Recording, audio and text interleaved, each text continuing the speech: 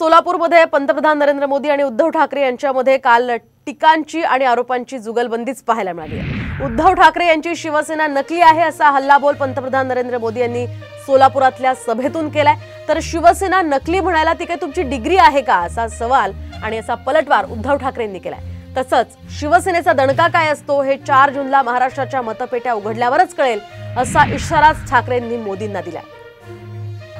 नकली शिवसेना इन सब एजेंडों में इन लोगों के साथ कंधे से कंधा मिलाकर चल रही है। आज बाला साहब ठाकरे होते तो इनकी ये हरकतें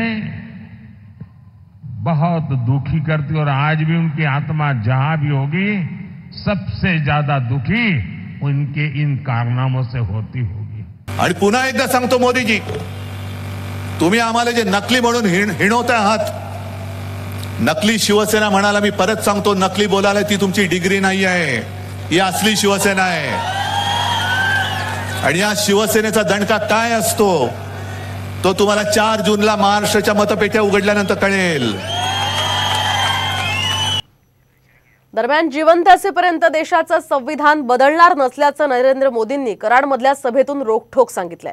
विरोधकांकडून चुकीचा प्रचार केला जात असल्याचा आरोपही त्यांनी केलाय। तर संविधान बदलण्याचा विचार केल्यास देश पेटेल, त्यामुळे संविधान बदलण्याचा विचार करू नका असा इशारा उद्धव ठाकरेंनी सोलापुरातल्या सभेतून भाजपला दिलाय।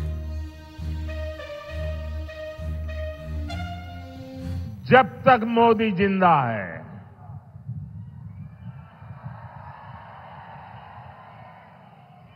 जब तक जनता जनार्दन का मुझ पर आशीर्वाद है,